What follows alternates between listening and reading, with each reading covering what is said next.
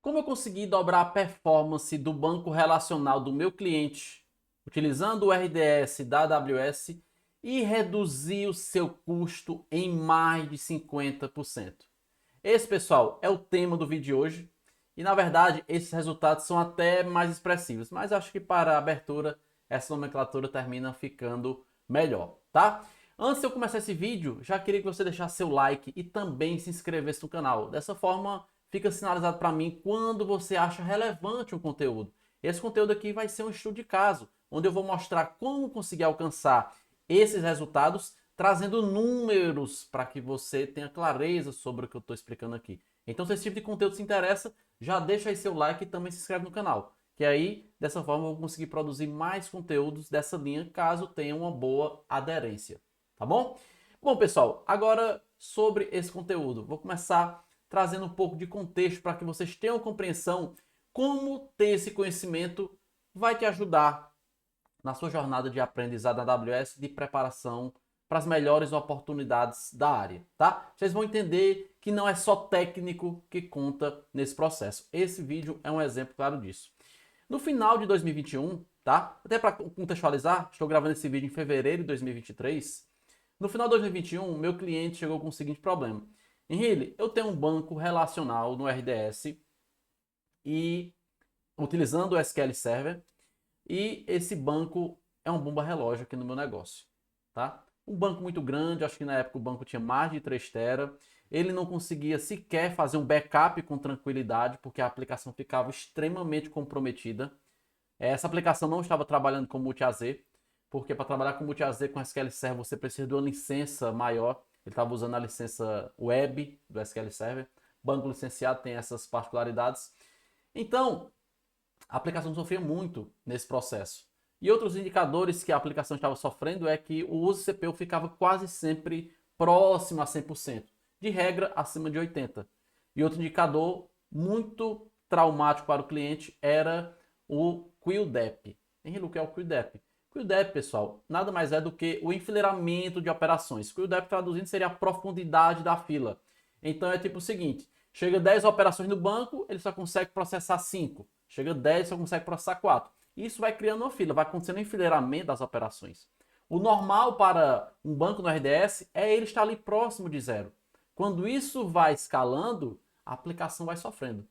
E esse caso, esse cliente ficava ali mais de 500, chegava a bater 800. Então, era algo que realmente era uma bomba relógio, tá? E aí você diz, poxa, estou com um banco no RDS, qual é a solução que eu posso dar, tendo em vista que eu não vou reescrever a aplicação, né? Não está cogitando isso. Está buscando uma solução com a nuvem. Então, o que é que você pensaria como solução para esse problema?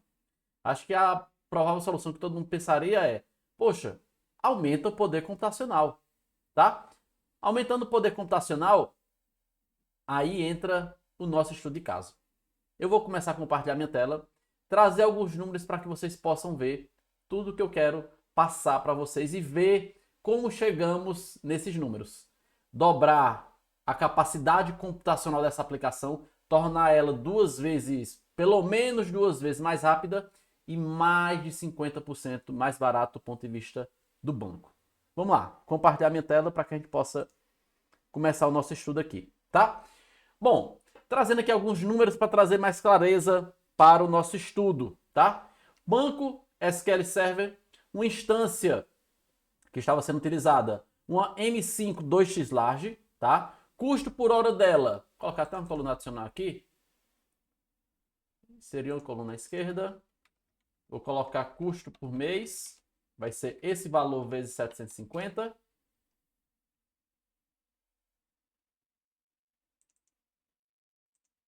vai ser igual a esse vezes 750. E daqui tem que ser 1.10.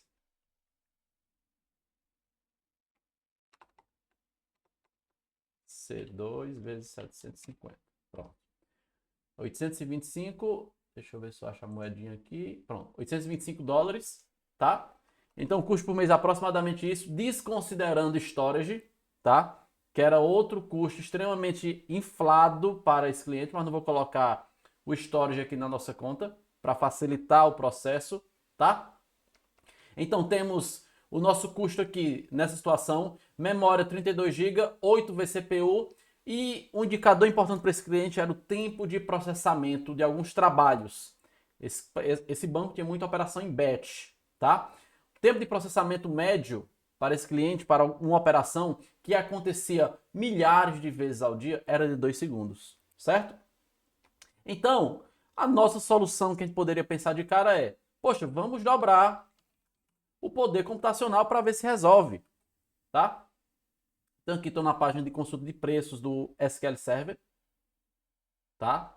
Instâncias, a licença era web. A gente vai para a próxima instância, tá aqui a nossa lá. A próxima seria essa, M5 4x large a 2,24. Então vamos lá. M5 4x large a 2,24. Pessoal, uma coisa que eu quero recomendar para vocês, não pule esse vídeo, não avance. Porque chegar no final, se você perder o contexto do que eu explicar aqui, você não vai conseguir compreender. Tá? Então, preste atenção, vá anotando os detalhes para que você possa, no final, ter a compreensão do que foi feito. Aqui eu quero falar de uma solução disruptiva. Não estamos mexendo apenas em preço, apesar desse ser um dos grandes benefícios. Tá? Então, nesse caso aqui, com a nossa solução, a gente iria para um custo, vai para um custo de R$ 1.685,25, tá? Essa seria a solução tradicional que a gente daria para o cliente, tá? Então, deixa eu pegar aqui até o preço M5. Esse site, pessoal, instances.vantage.sh, tem inclusive aqui no meu canal aulas que eu mostro como utilizar esse site, tá? Na época chamava-se ec2instances.info. Ó, tanto quando eu coloco ec2instances.info, ele redireciona para esse site aqui, tá? Mudou, agora consegue fazer comparação de preço de outros serviços. É um site extremamente interessante. instances.vantage.sh, tá? Recomendo que vocês coloquem ele para auxiliar vocês, porque no meu caso aqui, eu quero saber o poder computacional da instância M4, M5, 4x Large. Então tá aqui, ó, 64 GB e 16 vCPU. Por que eu não consigo o preço por aqui? Porque aqui só tem o preço da licença Standard, não tem o preço da licença Web do SQL Server, tá? Então vamos lá. Vamos registrar aqui 64 GB e 16 vCPU, tá? Esse caso aqui nós não fizemos a implantação desse caso aqui porque o custo iria lá para cima. Aqui já comprometeria custos do projeto, tá? Olha o valor que ficaria aqui. 64 GB, tá? E aí, após ver esse problema, para onde iria o custo e a imprevisibilidade, se resolveria o problema, já que o QDEP estava extremamente alto, o que foi que eu fiz? Fiz um estudo, tá? Fiz um estudo em cima do que tinha no mercado no momento, tá? E eu vi que a AWS tinha disponibilizado há pouquíssimo tempo, tinha lançado no reInvent de 2021, um serviço chamado Babel Fish. Inclusive no meu canal já tem devo ter uma aula sobre Babel Fish, tá? Se você é aluno da formação AWS, que é meu treinamento pago, e está vendo essa aula, provavelmente eu compartilhei com você também para você vir aqui para ver essa aula. Tem uma aula especial lá que eu mostrei todo o processo de migração que eu fiz com esse cliente, tá? Então dá uma olhada lá, lá eu explico passo a passo, é uma aula de quase 2 horas, vai te ajudar também a trazer mais clareza e complementar esse conteúdo. Se você está aqui no meu canal e não é meu aluno da formação AWS, você pode procurar pelo conteúdo chamado Babel Fish aqui no meu canal. Que lá eu explico com mais detalhes também esse assunto. Acho que tem até uma prática, se eu não me engano, que eu coloquei nessa aula, tá? Acho que é uma aula de mais ou menos 1 hora. Mas, em linhas gerais, para contextualizar juntamente com esse vídeo, o que é o Babel Fish? Babel Fish, pessoal, é um recurso que a AWS implementou no seu banco Aurora com PostgreSQL, que nos permite, aqui seria o Aurora, tá? Que nos permite guardar os nossos dados aqui no Aurora, tá? E ter compatibilidade para trabalhar naturalmente com PostgreSQL, na sua porta 5432, e com SQL Server utilizando TSQL na porta 1433, tá? A AWS construiu uma engine customizada do PostgreSQL com diversas extensões que nos permite compatibilizar nossa aplicação para trabalhar com SQL Server, mas guardando os dados num banco PostgreSQL. Isso é um recurso exclusivo do Aurora, tá? É um recurso exclusivo do Aurora com PostgreSQL, certo? Recurso extremamente novo e extremamente poderoso. Porque nesse caso, nosso cliente, nós optamos por ir por esse caminho. Nós optamos ir por esse caminho, certo? Então aqui nós tínhamos, vou colocar aqui outro desenho.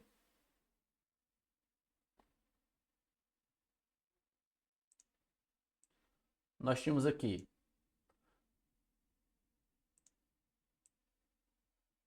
vou colocar aqui a Aurora.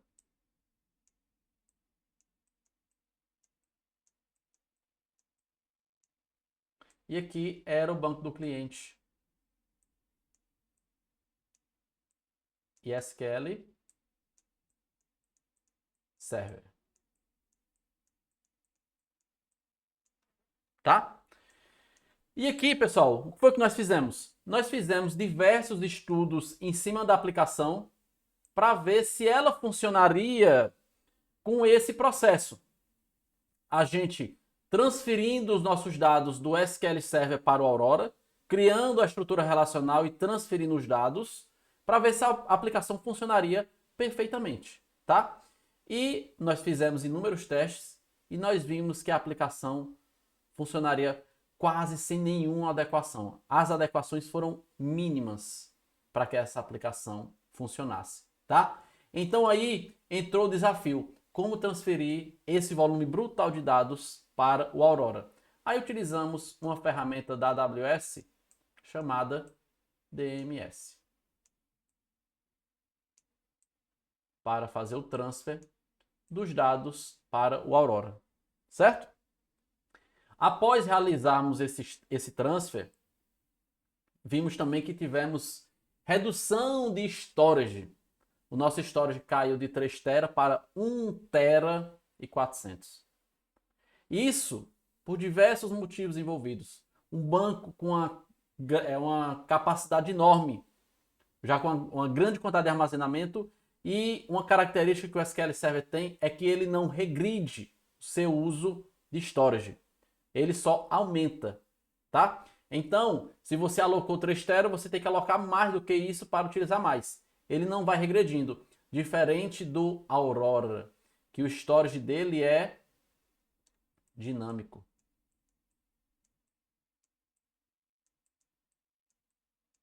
O storage é dinâmico. Então, se eu apagar dados, se eu apagar índice, se eu melhorar alguma coisa no meu banco que diminua a quantidade de registros, eu vou ter uma redução do storage, certo? Esses são benefícios paralelos ao nosso processo. Outro ponto é, o Aurora com PostgreSQL, ele teve um redesenho feito pela AWS, por isso que tem a nomenclatura do Aurora, porque foi redesenhado pela AWS, e ele é 3 vezes, até 3 vezes, deixa eu botar a minha imagem aqui, pronto, tá assim. Ele é até 3 vezes mais rápido do que o PostgreSQL tradicional. Então, com isso, a nossa aplicação também recebe esses ganhos se a gente topasse esse desafio de fazer esse processo. Essa migração, pessoal, durou meses, tá? Durou meses por inúmeros motivos. Aqui, não é o objetivo explorar esses motivos, mas sim o resultado desse processo. Henrique, e qual foi o resultado desse processo? Vamos lá. Atualmente, essa aplicação, ao invés de irmos para essa realidade de $1.685 por mês, nós fomos para Aurora com PostgreSQL, utilizando Babelfish, e estamos trabalhando com a instância R6G 2x large. Deixa eu validar se é essa mesmo aqui. Vamos ver aqui.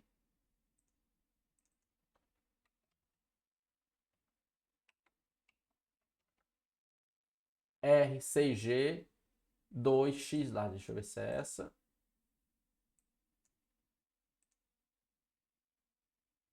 Essa daqui mesmo, pronto. RCG 2x large.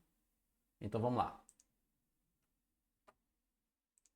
Fomos para a instância RCG 2x large com 64 GB de memória, 8 vCPU. E aqui, pessoal, pasmem, o tempo de processamento de documento desse cliente saiu dos 2 segundos para 100 milissegundos. 100 milissegundos. E aquele processo de QDEP saiu de 800 para aproximadamente 1. Aproximadamente 1. O QDEP desse banco agora é de aproximadamente 1. Tá? Então aqui o nosso custo, saímos de 1,038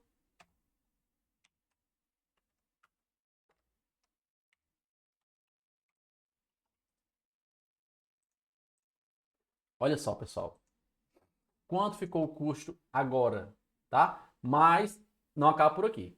Vou explicar para vocês os próximos passos aqui nesse processo, que já foi até sugerido para o cliente. 778 dólares de 1.685, que era a projeção para onde ele iria, para 778 dólares. Aqui vou colocar o seguinte, uso de CPU.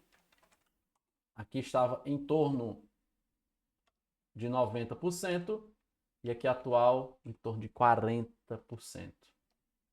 Olha que incrível. Olha que incrível. Ficou em torno de 40%, certo? Só que os ganhos não param por aí, tá? Nesse caso aqui, após ter feito tudo isso, o cliente agora tem a possibilidade de trabalhar com um recurso extremamente poderoso chamado Reader. E o que é o Reader? Reader é a capacidade de eu adicionar uma outra instância com endpoint apenas de leitura. Então eu posso mandar tráfego para cá apenas de leitura e tráfego de escrita para cá. Henrique, mas isso eu não poderia fazer naquele banco atual? Não. Na AWS, com SQL Server, você tem limitações. Na verdade, o SQL Server traz limitações para o uso do processo de Reader. E tem aqui, ó, trabalhando com SQL Server Read Réplicas. Olha o requisito para isso.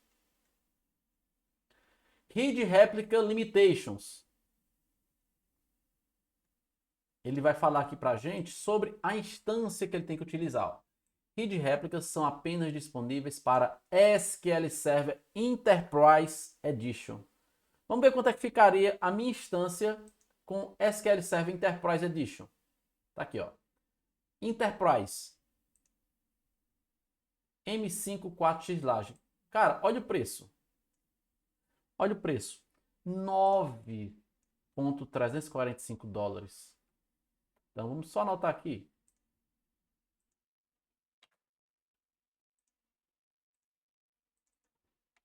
$9,345. Vou colocar SQL Server Enterprise Edition. Então vamos pegar esse valor vezes 750. Olha só, pessoal, que iria para absurdos 7 mil dólares. Mesmo poder computacional. Só que aqui agora suporta readers, suporta multi-AZ, recurso que esse banco aqui já suporta com essa capacidade aqui. Tá? Então aqui, se eu for considerar os ganhos, vou fazer o seguinte, ó, vou colocar uma linha aqui e vou trazer esse cara para cá. E nesse caso, quais seriam os ganhos comparado à minha realidade?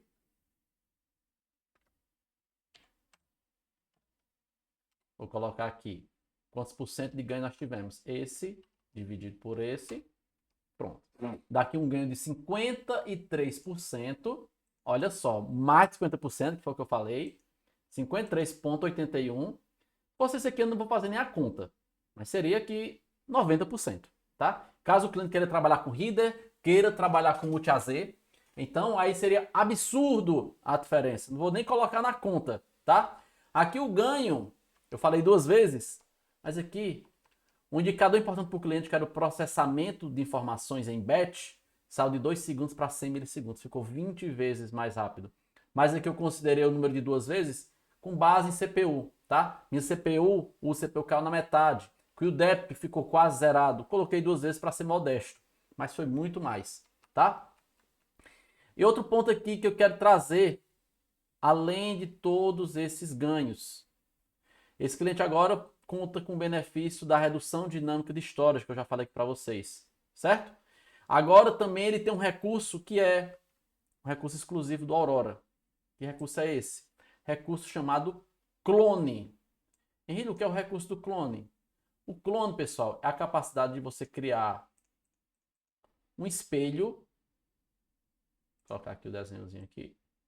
Vou colocar nesse espaço aqui de baixo. Você consegue criar um espelho do seu banco para fazer testes. No caso não é aqui, é no do Aurora. Pronto.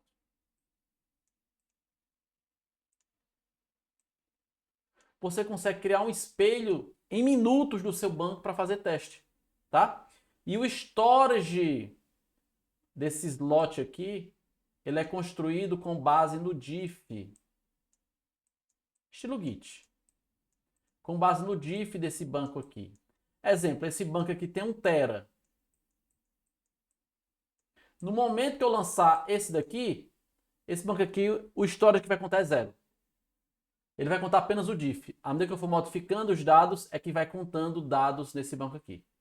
Tá? Então, um recurso extremamente poderoso, exclusivo do Aurora, chamado clone. Tá? Esse, pessoal, são só alguns dos benefícios. Tem muitos outros benefícios aqui escondidos nesse processo.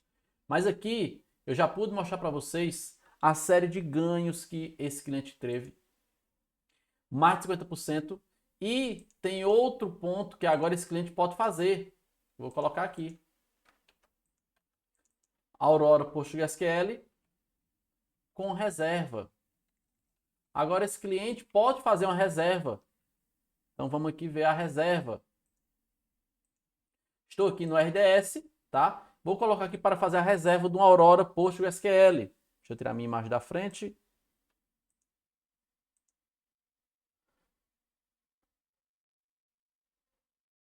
Pronto, subi aqui minha tela. Ó. Aurora PostgreSQL vai ser qual instância? R6G2xlarge, tá? Vou colocar aqui um ano no upfront. E aqui quanto é que ficaria? Olha só, 76 centos de dólar por hora. Então, se esse cliente fizer a reserva, vai para 0,76. Aí, pessoal, a redução vai sair de 53 para 66,18%. Então, essa é a redução que o cliente pode obter ao final do processo. Fora as reduções envolvendo storage, já que agora ele vai ter um volume, é um banco com capacidade de armazenamento dinâmica, tá? Com base no que tem lá é o que vai ser cobrado, diferente do comportamento que tinha com SQL Server. Beleza, galera? Bom, então com isso o cliente perceba que ele teve uma redução aí, custo de poder computacional em 66%, mais do que dobrou a capacidade computacional dessa aplicação, teve uma performance enorme ali para um indicador importante de processamento de dados do seu negócio. E isso, pessoal, só se deu porque foi fornecido uma solução fora da caixa. Não foi uma solução trivial. Se você pensar que é uma solução trivial, é apenas aumentar o poder computacional. Henrique, fazer isso é fácil? Não. Fazer isso aqui não é fácil. Em compensação, você traz o benefício enorme para a sua carreira e para o seu cliente. Aqui, de certa forma, eu coloquei minha pele em risco. Por quê? Porque se esse processo não dá certo, o cliente precisou confiar no trabalho que iria ser realizado para que isso acontecesse. E também precisou de muita cooperação do cliente, tá? Pessoal, um ponto que eu quero trazer para você é o seguinte: para você se desenvolver, para se preparar para as melhores oportunidades de tecnologia e conseguir se destacar, não é só o técnico que vai te levar lá. Se você se basear só no técnico, você faria apenas a parte oferecer uma reserva para o cliente e aumentar o poder computacional, tá? Mas nesse caso, eu quis fazer muito além. Para isso, fui atrás de estudar, fui entender o que tinha no mercado de mais moderno e vi que essa era uma solução muito nova e extremamente moderna para essa realidade. Para outras coisas, existe também coisas como essa que vão conseguir te ajudar. E muito disso, pessoal, eu só consegui por contar com a inteligência coletiva. E o que é a inteligência coletiva? No meu treinamento, na formação AWS, eu tenho uma comunidade fechada com os meus alunos, tá? Então, situações como essa, eu compartilho lá e consigo ouvir o feedback deles relacionado a isso. Isso é inteligência coletiva. Então, antes de eu me aventurar a fazer um processo como esse, eu troco essas experiências com eles, tá? Nesse momento, a comunidade que tem aproximadamente 200 pessoas que estão buscando o mesmo propósito, muitos no mercado já, vivendo realidades bem profundas com nuvem. Então, com isso, dá para eu ter feedback e ter aquela sensação, poxa, o que eu estou fazendo faz sentido, o que eu estou fazendo não faz sentido. Então, isso ajuda muito na evolução desses cenários e ter mais segurança para executar esse processo. Show, galera? Então, pessoal, se você tem interesse em participar de um dos meus eventos gratuitos, onde eu mostro como pegar uma aplicação local, levar para a nuvem da AWS, containerizar ela, subir ela para rodar na AWS em alta disponibilidade, fazer processo de build, deploy, escalabilidade, alta disponibilidade, enfim, os primeiros passos para você se preparar para as melhores oportunidades de tecnologia, eu vou deixar aqui embaixo o link para a lista de espera do meu próximo evento, tá? Agora, caso você tenha interesse, Henrique, eu quero ir muito mais longe. Eu gostaria de estudar com você e fazer parte desse time de alunos, dessa comunidade. Eu queria entrar para a formação AWS. Eu vou deixar aqui embaixo também o link da lista de espera da formação AWS. Nesse momento, no momento que eu estou gravando esse vídeo, as inscrições para a formação AWS estão encerradas. Não tem inscrição nesse momento. Mas, algumas vezes por ano, eu abro turmas da formação AWS. Então, eu vou deixar aqui o link da lista de espera. Dessa forma, você coloca os seus dados lá e quando tiver uma nova turma, minha equipe vai entrar em contato com você. Tá bom, galera? Eu espero, ó, ficou 27 minutos o vídeo. Eu espero que esse conteúdo tenha te ajudado, tenha ajudado você a aprofundar seus horizontes sobre as possibilidades que a nuvem te traz. É muito mais do que poder computacional, é muito mais do que dar soluções básicas para o cliente. Depende muito da sua vontade, depende muito do que você está buscando e depende muito da inteligência coletiva. E isso, com certeza, faz um grande diferencial para que você consiga alcançar resultados como esse. E nesse caso, até para fechar, esse cliente está buscando agora levar essa solução para outras soluções que ele dispõe na sua software house. Então isso é incrível. Um processo que começou aqui pode agora ir muito mais longe e ficar livre de licença de banco, tá? Banco licenciado realmente é muito complicado. Trouxe aqui vários problemas envolvidos com isso. Agora ir para um banco livre de licença e com todas as features adicionadas pela AWS no seu banco, no caso, no Aurora com PostgreSQL. Beleza, galera? Então com isso eu encerro por aqui. Espero que vocês tenham gostado e até a próxima aula.